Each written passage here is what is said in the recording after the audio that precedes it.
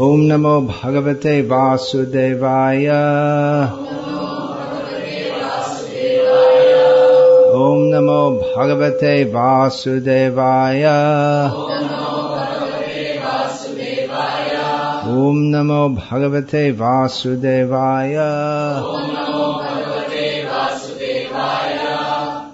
Someone setting up a book table now? Okay. How many of you are new here? Coming for the first time or second time or third time? Just a few. And regular visitors?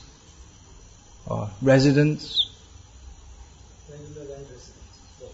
Yeah, okay. So it's a mixed crowd. Well, obviously this is a very different kind of gathering to the average kind of gathering that goes on in Manipal on Saturday night.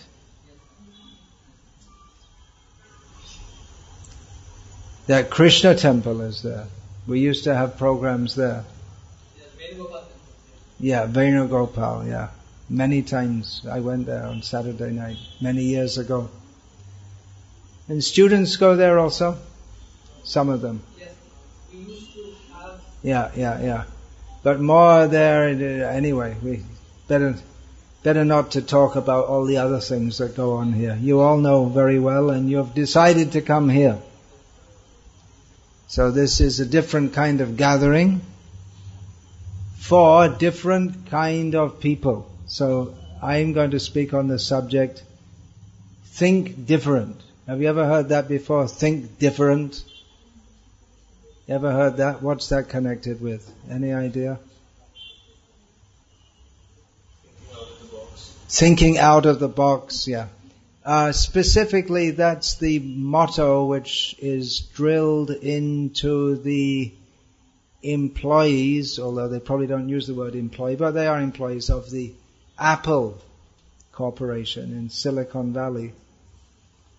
So I was once supposed to go and give a lecture there, but it didn't happen. But I prepared it, and my notes have been sitting there ever since. So I thought I'd speak it tonight because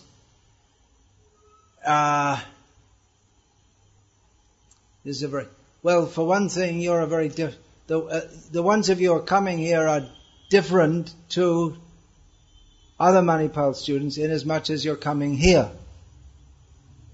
And the Manipal students in general are trying to be different to traditional Indians or ordinary Indians, but being different, they all end up being different the same way. So they just fit another stereotype. My generation, well, I came at the end of the hippie era. You've probably heard of hippies. If Srila Prabhupada was preaching among the hippies, and their whole idea was to be different to everyone else by wearing different clothes and not having jobs, and the music was new and different at the time. Rock music was new. It was exciting, but they all ended up being different the same way, so they just made a new stereotype. So thinking outside the box, think different. This is Apple's motto. Why is that?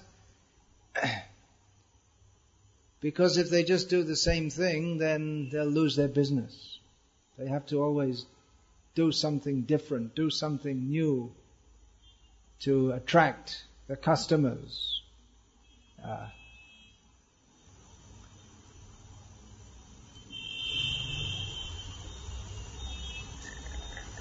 So this idea you should always be different. Okay, here's a being different book. It's called Bhagavad Gita. Bhagavad Gita, as it is. When I first saw this book, I thought it's a very strange title. Why do you think it's a strange title? Because there are other interpretations available in the... There are others available. I'd read an edition of Bhagavad Gita before, just a translation, without any explanation. And I went all through it, and I thought it was very nice, and I didn't understand anything. And at the end it said, I can't even remember which it was, who it was by, and at the end, the only comment was, "May Lord Sri Krishna bless you." And I thought, okay, that's nice. That's all I remember from that. Now I thought it was very strange because of the title, As It Is.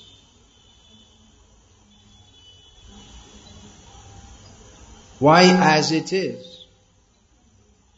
If you go to buy apples, it doesn't, of course nowadays it's all in big bazaar, in a bag, plastic wrapped, 1 kilo, but previously you'd go to the bazaar and someone is, well let's say apples, they're all the same anyway, more or less in India. Well, there's imported and there's Himachal ones, but mangoes, okay, there's so many varieties of mangoes. And the seller will tell, oh, very good mango, first class. It's actually real mango. Well, you expect, if it's a mango, right? He doesn't say, it's not a plastic mango. It's a real mango. You expect it's a real mango. So if you see Bhagavad Gita, you expect, well, it's Bhagavad Gita. So why do you have to say as it is? When I came to read this, then I understood that Srila Prabhupada put as it is, suggesting that other editions are not Bhagavad Gita as it is. How can it be Bhagavad Gita and not Bhagavad Gita? If it's Bhagavad Gita, okay, why do you have to say as it is? And then the other alternative would be Bhagavad Gita, but it's not really Bhagavad Gita. What's the meaning of Bhagavad Gita as it is? By saying this, Srila Prabhupada is saying that other editions, they're mostly not really Bhagavad Gita at all. How many of you have you read this book, Bhagavad Gita as it is, cover to cover? Alright, those of you who haven't done, please do so. Your life will be highly enriched by doing so. If you don't, in this lifetime, read this book, you really wasted your life. So, whoops, what was that? Srila Prabhupada presents Bhagavad Gita as it is. Means it's different to other editions. And he explains herein that other people have taken Bhagavad Gita and explained it not as Krishna explained it to Arjuna. They're giving a different meaning. They have their own idea. They know Bhagavad Gita is very popular. So they put Bhagavad Gita and then they give their commentary, which is not what Krishna said to Arjuna. So this Bhagavad Gita as it is different from other editions, inasmuch as it gives what Krishna actually wanted to say. Now what did Krishna say? Krishna was being different. Arjuna said, I don't want to fight. You all know the story of Bhagavad Gita. Arjuna didn't want to fight, and Krishna convinced him to do so. Now, if we hear the story of Bhagavad Gita, Arjuna, he's lining up there, ready to fight, and all of a sudden, he becomes disturbed and says, I don't want to fight. He became a pacifist. And you would think that, well, it's a spiritual book. Krishna's speaking to Arjuna. Krishna is God. So it's a spiritual book, so Krishna must agree with Arjuna not to fight. But it's round the other way. He tells Arjuna, you're a big fool. You don't know what you're talking about. You should fight. You may think, well, that's not very spiritual. That sounds more something like this jihadi Islam. It sounds very dangerous. In fact, some people criticize like that. That Bhagavad Gita, it's inciting someone who didn't want to fight. Although actually if we see the whole cultural history of India, the Bhagavad Gita, it's not been a book that's incited people to do something like jihad. Is there any such record? Of course, the way jihad is interpreted by some schools of Islam at the present time, it means to wage a religious war. But apparently the real meaning is to wage war against what we would say is Kam, Krodh, Lobh, Moha, Mada. That's the real war. To fight against the enemies within, the contaminations within us. To make a spiritual quest So Krishna spoke something very different, and Krishna's message in Bhagavad Gita goes against everything that we in this material world think is right and proper. For instance, Krishna says that this material world is dukkhalayam. It is a place of misery. But everyone's trying to be happy in this world. Manipal is a great Bhagavad Gita demonstration laboratory.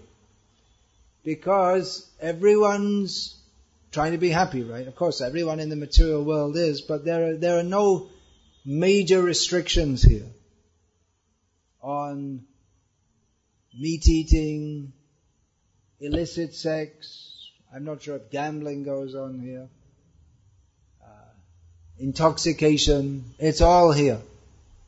Which you won't, if you just go down to Udupi, it's just a completely different culture, at least at the Krishna Mat. So the whole idea is to be happy, right? Just go for it, fully. You have money, spend it.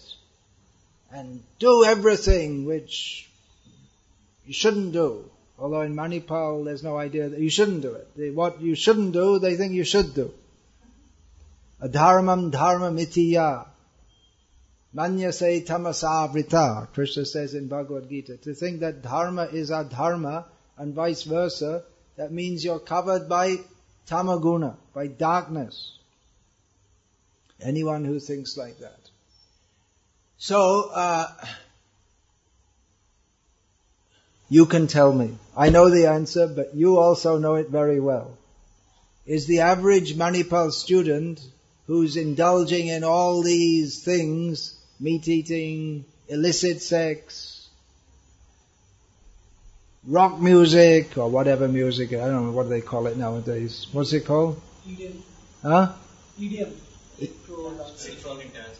Electronic dance music. EDM. Everything's an acronym nowadays. What else is there? Intoxication. Are they happy? It's no with a capital N. And make it a capital O and put a few exclamation marks after it also. They're not happy. That's already stated in Bhagavad Gita. Yehi sangsparshaja bhoga dukkhayoneya evate adyantavanta kaunteya nateshu ramate buddha. You're looking as if you're trying to work out what the verse means. Is it? Do you know what the verse means? Yehi spangsha. What is the happiness that is aimed after in Manipal and actually all over the world and in not only in humans but in other species of life also? It's called sangsparshaja bhoga. It means enjoying the senses. Let me put in front of my eyes what I like to see. Let me taste all kinds of things that I like to taste. Blood. Does the fish smell come up here? In Udupi we get the fish smell. Does it come this far? Doesn't come this far. You just get the meat smell when you go outside. People are like, what is that? I like to eat meat. Ugh, blood. Ugh. But they think it's very nice. So people think they will be happy by enjoying the senses. But the result, Krishna says, it's just the opposite. Just the opposite. The more we try to enjoy the senses, the more we suffer in this material world. So that's different, isn't it? That's a really different message to that you get from advertisements, the general culture. The general idea is, yeah, you're young, enjoy yourself. Get out there. Let yourself go. Be wild. But the result is suffering. And it's not just some philosophical, theoretical concept. Is it? So many suicides, depression cases, here in Manipal. I haven't even investigated it. I can just imagine that it's there, right? I didn't take a survey or ask anyone, but it must be, because in all these places where on the one hand there's pressure to study, and on the other hand there's pressure, it's this heavy social pressure to enjoy yourself to the fullest. Unless you're drunk, you're not properly, you're a social misfit. Unless you're drunk on Saturday. But it just produces misery. So Bhagavad Gita is a very, very different book to any kinds of books that you're used to. So many books. By the time you get to, even before you get to Manipal, you've been through so many books. You see I don't know if it's the kids going to school. They used to go to school carrying huge stacks of books. And they have to try and cram it all in their heads and then vomit it up at the examination. You read so many books, but they won't teach you this. Because they want to stereotype you. They want to make you all this education is to make you a member of a society which has no spiritual knowledge, which is just based on earning money, getting a house, and enjoying yourself by sense enjoyment. That's it. You are a rat in a machine for turning out more and more rats for the rat race. And if you're a big fat rat, you think, now I'm very successful. Instead of a skinny, scrawny rat who can't afford to eat all the horrible things they sell and they call food here. So Bhagavad Gita gives us a completely different perspective. But when they say think different at Apple, they're not thinking like this. They're thinking how we can think in a different way to make some new kind of invention that we can sell so that we can get more money. But it's not intrinsically thinking differently. It's all the same thing. Everything in the material world just comes down to dukhalayama shashvatam. Everything here is miserable and everything here is temporary. But there is good news also. Parastasmatu bhavano vyakto vyaktat sanatanaha. Yassa sarveshu yatsa sarveshu kaleshu nashyatsu na vinashyati. Everything in this material world is created and destroyed. This body came into being at some point in time. It will be finished. Mostly all young bodies. Then we have some middle-aged bodies, then older bodies. And after that comes dead bodies. And after that comes new bodies. It goes on, round and round and round. Samsara chakra. You come out of the womb screaming, and you become very hopeful. Yes, we're going to have a great life. And then struggle, and die, and then again, and again, and again. Punarapi jananam, punarapi maranam. On and on and on. So, think different. Actually, they don't even know English grammar. It should be think differently. For your information, we should go and tell Google that before you think, before you make this motto, they probably thought about it, and then maybe not. It's mostly Indians over there, Indian English. No, it's American English. I'm from England, and English people never like American English or Indian English. For that matter, from the south of England, we don't like Lancashire English or Geordie English, or a bit of snobbishness there. So, if we think too differently, they won't like it. If an Apple employee comes in and says, think different. Oh, I thought of something different altogether. Let's chant Hare Krishna and not waste our time working so hard to get money which doesn't make us happy. They'll kick you out of the company. Think different, but not too different.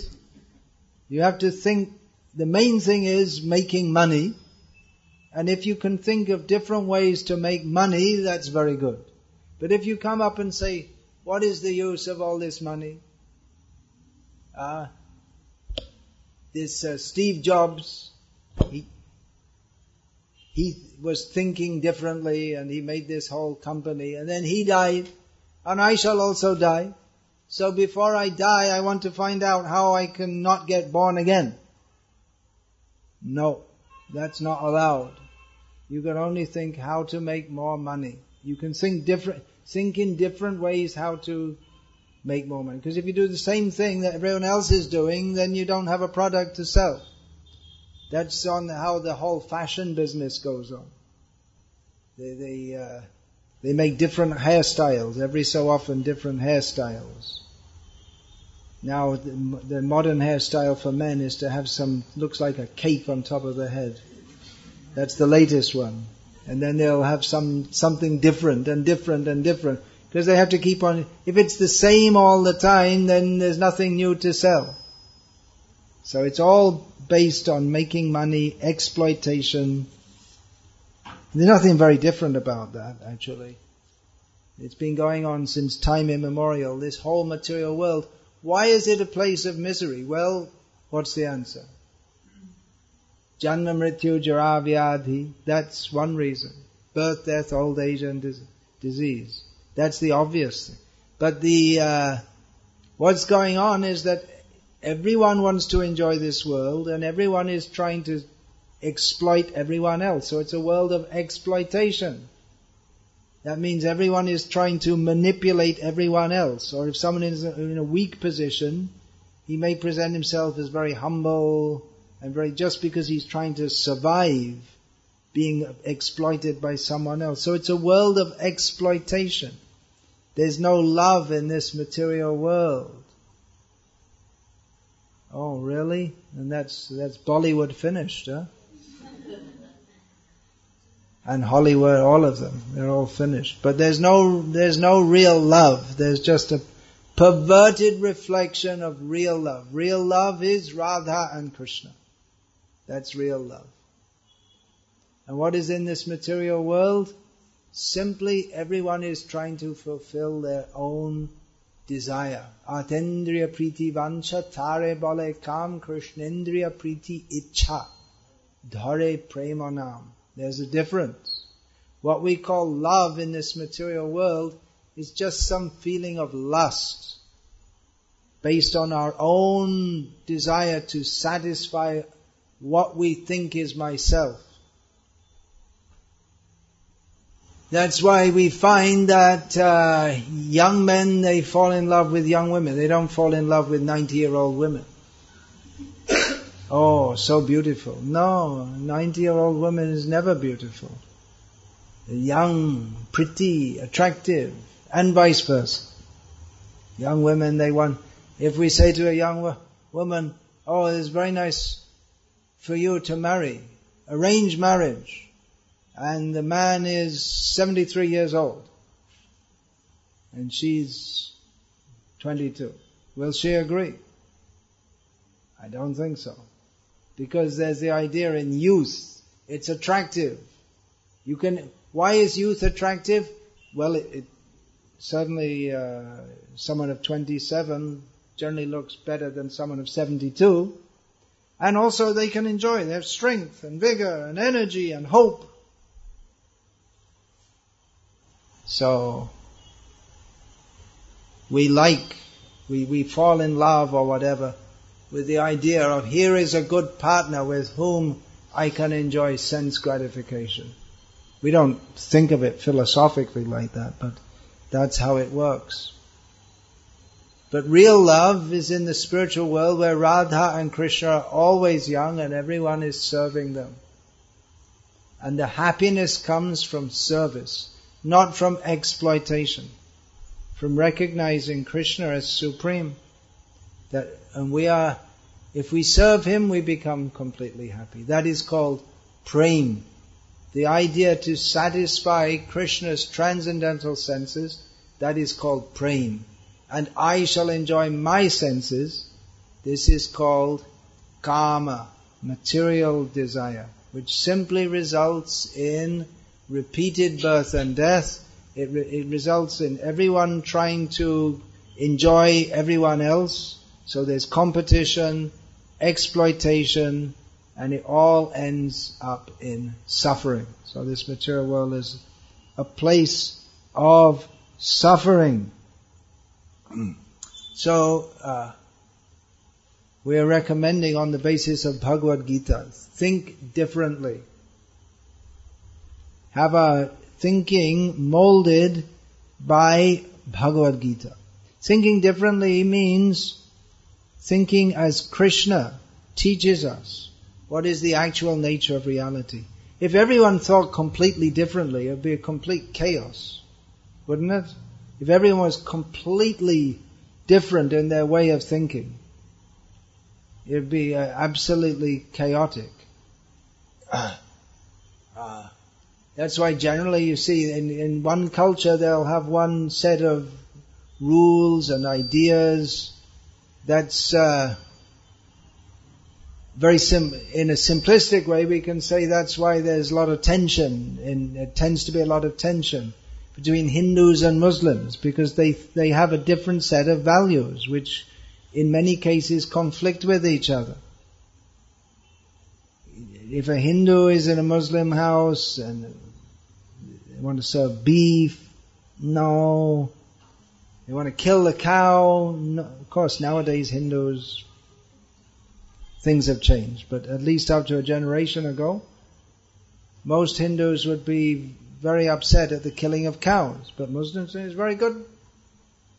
They're different. Their way of thinking is so different that it leads to a clash. And that's just between two communities. What if every single person had a completely different set of values to everyone else? It'd be absolute chaos. So when we say think differently,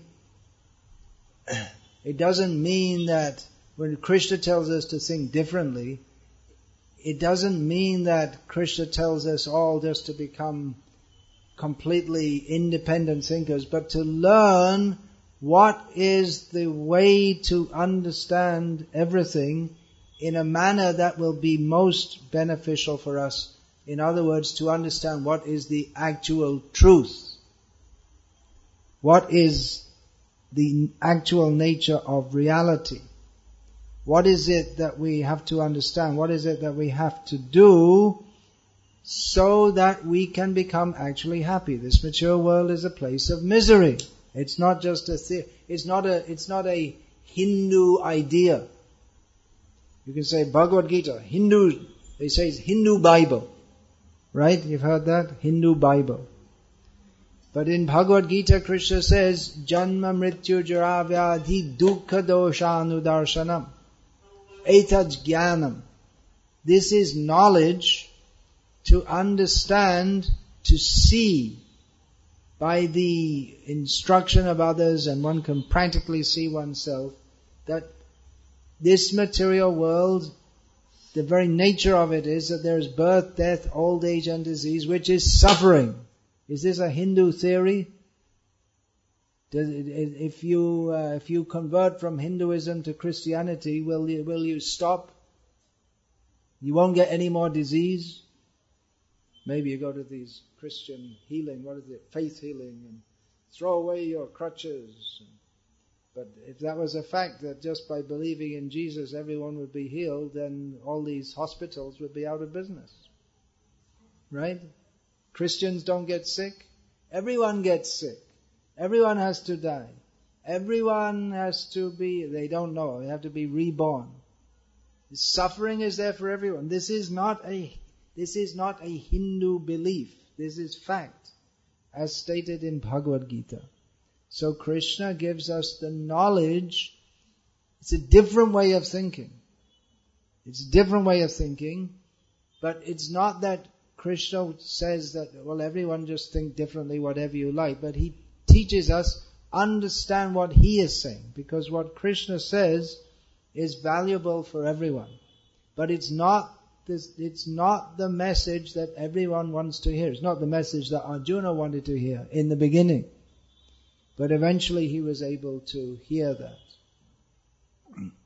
So what is the basic message of Bhagavad Gita? That we are suffering in this material world because we identify with this body. If I ask someone, who are you? Who are you? Yourself there. Now you're going to say, I'm a spirit soul.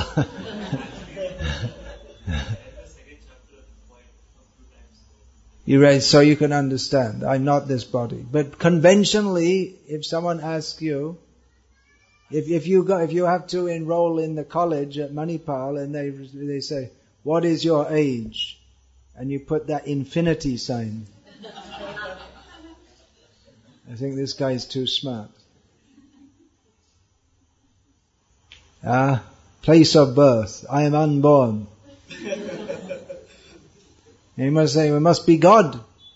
They say, it must be God. Okay, for you, you're unlimitedly rich, so for you, the fees will be more than double. But conventionally, okay, alright, okay. Someone, what is your name? My name is Rajiv Gupta. That sounds like an ordinary Indian name.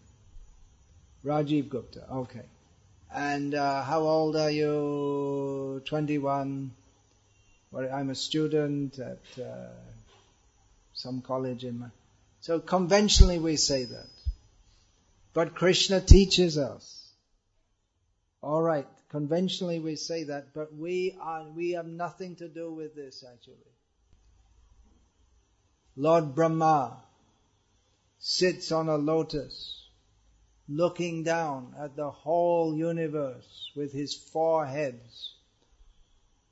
And in his one day, we take so many births. If he sneezes, pretty dangerous thing for the universe if Brahma sneezes.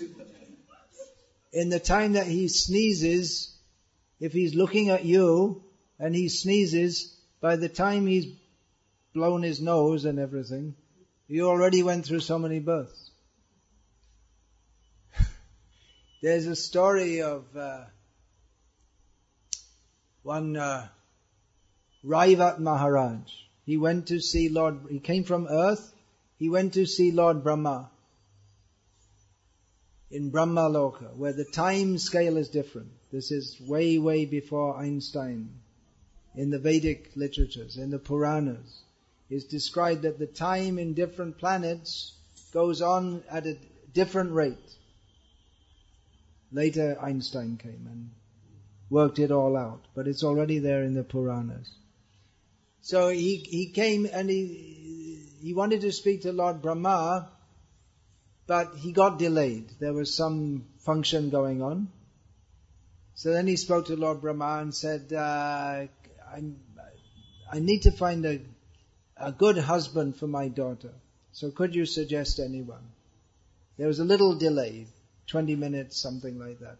And Lord Brahma, he's laughed and said that everyone you just came up from earth, everyone you were thinking of as a possible husband for your daughter, they're dead. Not only are they dead, all their descendants are, hundreds of generations of their descendants are dead. Why? Because Brahma's 1 minute is equivalent to thousands and thousands of years on this planet.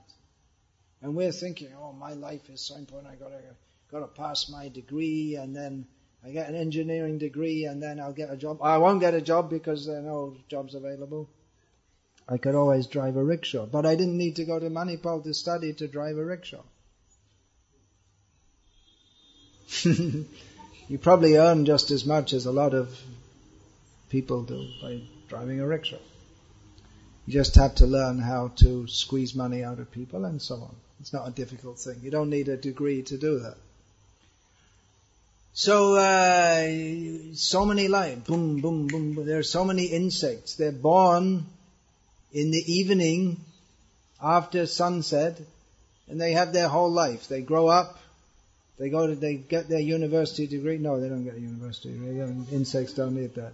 But anyway, they go through different stages. They reproduce, they have sex, and they're dead before sunrise. That's their whole life. And for them, very long life. Have to plan ahead.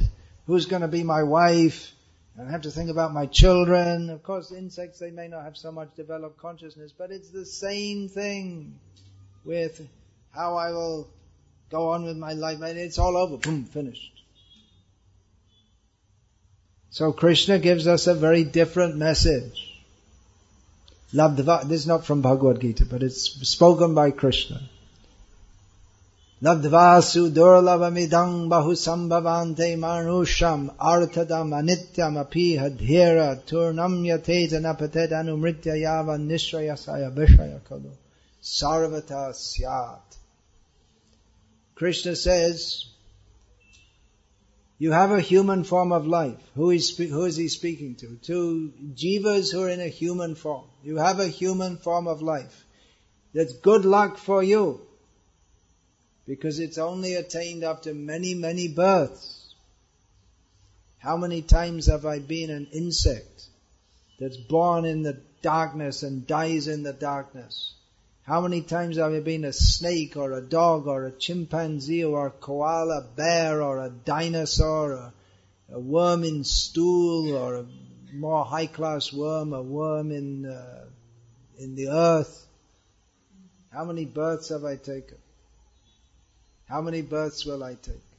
Krishna says, having attained this human form of life, we should think like this and do whatever is needed to get out of this cycle of birth and death. Don't get born again. So many times people it's my birthday. Nothing to celebrate. It means you're just another day towards your death. Every day is a death day. We're moving towards our death. So do what we have to do to get out of this cycle of birth and death. And if you say, I want to enjoy myself. Okay, you can do it. You already did it as a cat, a dog, a chimpanzee, a gorilla. You can do it again. Have fun. But an intelligent person thinks how to get out of it. Did anyone ever teach you this at school? No. Did your parents teach you this? No. Will they be happy that someone's teaching you this? They will be happy? Really? Unusual parents.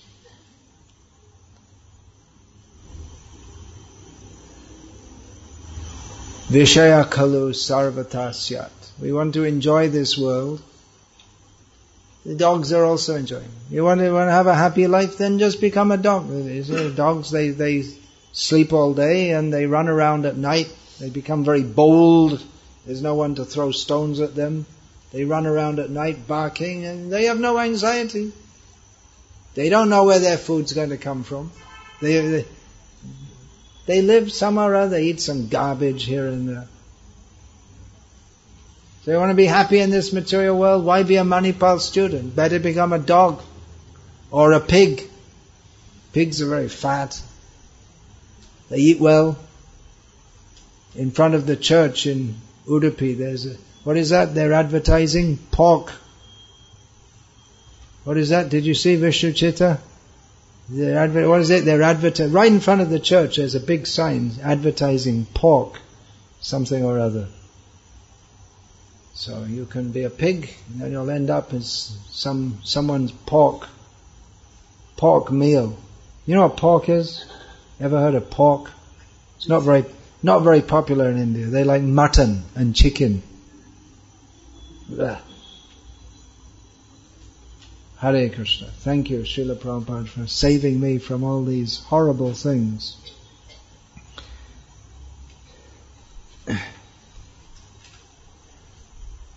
So think differently. Don't think how I will be happy in this life. Now, if we tell you to think how to be, don't think how to be happy in this life. Think how to be happy eternally. People think, well, that doesn't make sense. You have to be happy now, right? Try to be happy now. You don't know what's going to happen in future. They say you don't know if there's life after death, so why should you try for something? You're not sure. You can't be sure there's life after death, right? So why not be happy now? Sounds like good philosophy. Yeah, it's pig's philosophy. Dog's philosophy. It means no philosophy. There is birth and death. It's not just a Hindu theory. It's a fact. It makes sense even scientifically. For every action there is a reaction. Why are some people born in a rich family, good looking, good intelligence, and others are born in some poverty-stricken situation, disease-ridden? Why? Is it, well, some people would say, well, there was a big bang and then all the matter came into being and the universe is just going on like that and there's no reason. But then if there's no reason, then why did they study science and try to find out why everything is coming? There's a reason behind everything. We're suffering in this material world. Why? Because we forgot Krishna. We remember Krishna? We go to Krishna. So think differently. Think of Krishna. Not so differently that everything will be completely chaotic. Actually, even before you can think differently, even to be an apple different thinker, you have to learn the basics. You have to just like for instance, if you want to, who can write some different kind of completely new concept in software engineering? Who can do that? Someone who has a strong grip on the basics, right? Who can be a great musician and do improvisation? One who knows the basics very well. So we have to know the basics. In spiritual life there's variety. It's not that everything's all the same, but we have to learn the basics. The basics is, I am an eternal servant of Krishna. That's it. Krishna is supreme. We're all His servants. That's all. Very simple thing to understand. But it seems difficult for us. So this is our proposition. Think differently. Some of you are committed to that. At least when you're here, you're dressing in a style that if you went outside in the streets in Manipal or in the college, would they allow you in the college dressed like this? No, they don't allow you. Some years ago, I was in Sri Rangam. Who of you have been to Sri Rangam? Who of you know what Sri Rangam is? It's a major Vishnu temple of the Sri Vaishnava Sampradaya, if you know what that is. So I was there during a festival and there was a young boy, from my perspective, young boy, he was about 30 years old, maybe mid-20s like that, chanting beautifully prayers from the Divya Prabandhams, which is a Tamil devotional text. I don't understand Tamil, but anyway, just by hearing the recitation sounded very beautiful to me. So after I happen to know someone who is the uncle of that boy. So after some time when I met that uncle who was in Dubai, I asked him, what about that boy? What's he doing now? He's very devotional. He told me, now he's in America as a software engineer. He just wanted to serve the Lord, but because of family necessity, he's a software engineer in America. So after some time, I asked him again, where is he now? Now he's in Bangalore. The company sent him back to India, to Bangalore. And he told me the funny thing is, when he was in America, he could go to his office with his full shika and tilak, everything. When he came to Bangalore, he said no. In America it's okay, in India it's not. What a rascal country this has become. They call it Punya Bhumi, but they're determined that, well, Kansa was also born in India, so we're going to follow him. Why should we follow Krishna? Well, news for you, Krishna kills Kansa. So better be on Krishna's side.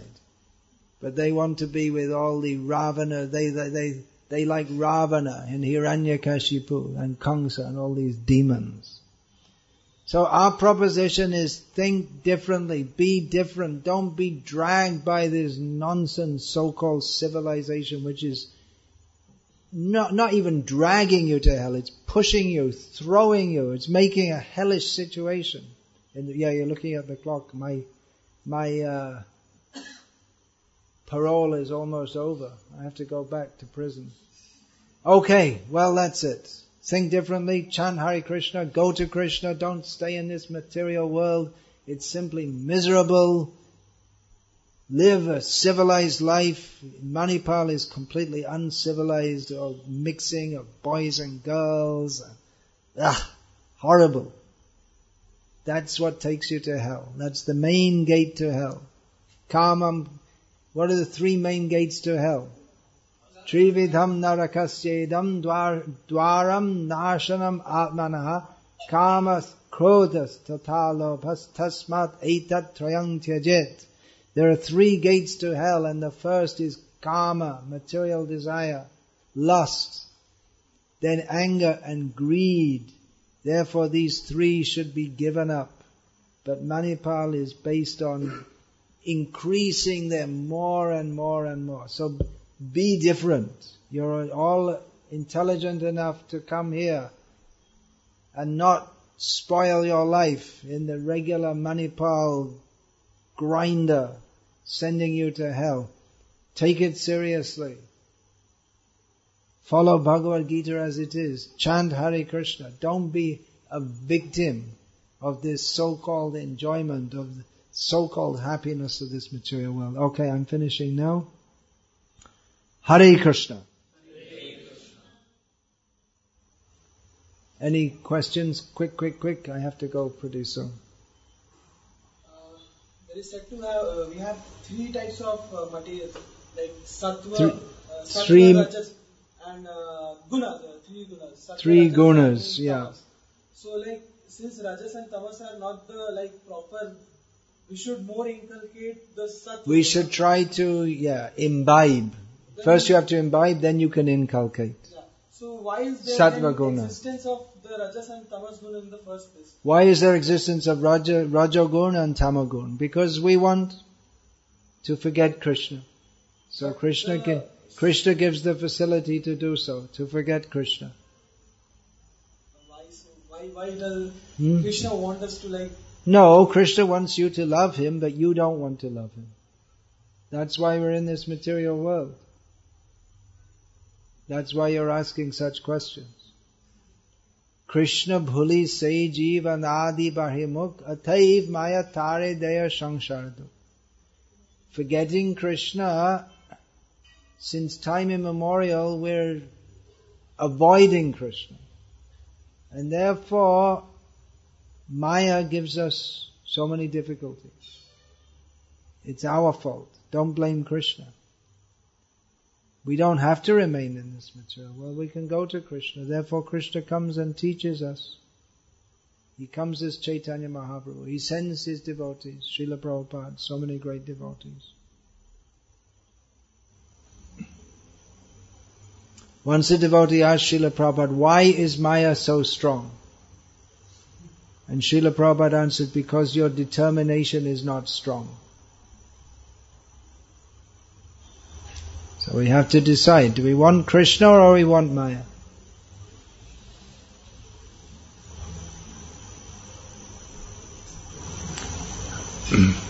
Yeah, anything else? Yeah.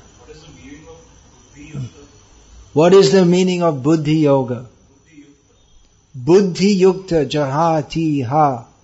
Buddhi yukta, you can understand, right? You know the word buddhi, what it means? Yeah, intelligence. And yukta, you know what that means? It means to be joined with. It means practically to have intelligence, to actually use the intelligence. Buddhi yukta jahati ha ubhe sukrita dushkra. It's in there in Bhagavad Gita. Yeah. So, employing the intelligence, one sees beyond the happiness and distress of this material world. What's the verse number? Why don't you can't understand the translation? It's being used with what did you said? Second chapter, 50 and 51st. I know the verse, but I don't know the number. Buddhi yuktaha. Yes, text 50. Buddhi yukto jahatiha ubhe sukrita dushkrita tasmad yogaya yujjasva yoga karmasu koshalam. So buddhi yukta means, one who is engaged in devotional service. Means one who's actually, yukta means the same as yoga, to be joined with. So generally people have intelligence, but their real intelligence they're divorced from that. The real intelligence means to know what is for my actual benefit. So Srila Prabhupada summarizes that by saying buddhi yukta, one who is engaged in devotional service. That's real intelligence. So there you go, it's right there in the book. I was getting confused. Why was it being interchanged with Krishna consciousness? I was getting confused as to why Srila Prabhupada, why does Srila Prabhupada always translate everything in terms of devotional service, where here Krishna says yoga karma sukoshalam. Yoga, Srila Prabhupada translates as Krishna consciousness. You may say, well, that's not what Krishna said. He said yoga. But real yoga means to link with Krishna. Yomam pashati sarvatra sarvam chamai pashati tasyaham na pranashami sachame na pranashati. Krishna says in Bhagavad Gita, for one who sees me everywhere and everything in me, I am never lost to him and he is never lost. And I'm never lost to him and he is never lost to me.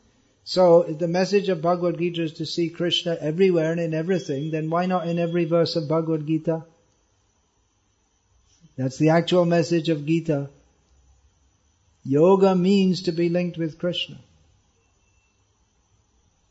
Yes, please. I want to ask how watching movies and TVs can affect our consciousness. How can movies and TV affect our consciousness? Look it up on Google. There's plenty of stuff out there to show how even the non-devotees, they recommend, if you want your children to be well-behaved and intelligent, don't let them watch TV. Just like Steve Jobs, when some new, what are they called, iPod or something was coming out, and he was asked, well, what do your kids think about it? He said, I don't let my kids have it. I don't give it to my kids. I want them to be intelligent.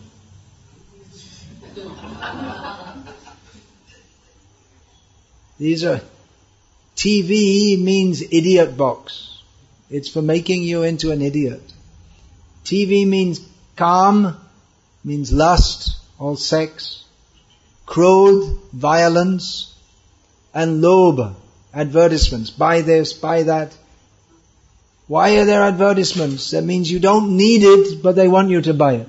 If you needed it, you wouldn't need an advertisement, right? So TV is 100% kam, krodh, lobh. Therefore, don't watch it. Unless you have some good Krishna conscious TV show. But even then, studying Bhagavad Gita and discussing it, that's better actually. Yeah. I have a question, is how being sinless is related to developing our spiritual knowledge? How being sinless is related to developing our spiritual knowledge. Well, if you have to ask that, you really don't have much hope of developing any spiritual knowledge. It should be obvious that if we're engaged in sinful activities, we can't advance spiritually. Advancing spiritually means to become pure, to become free from all the contaminations in the heart. And sinful activities, illicit sex, gambling, intoxication, meat eating, they contaminate the heart.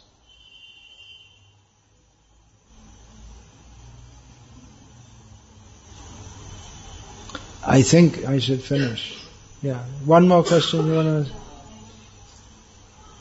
Yeah. Like I get confused. Like I want to get connected to Lord Krishna, to be devotional. So, like reading scriptures and reading all the devotional books, or then just doing, There's a whole process. It's called Bhakti Yoga. Where's that book? I don't have time to explain it all, but the essence is given in this book. A Beginner's Guide to Krishna Consciousness. And having said that, I think you can just quickly introduce the books and then we should go.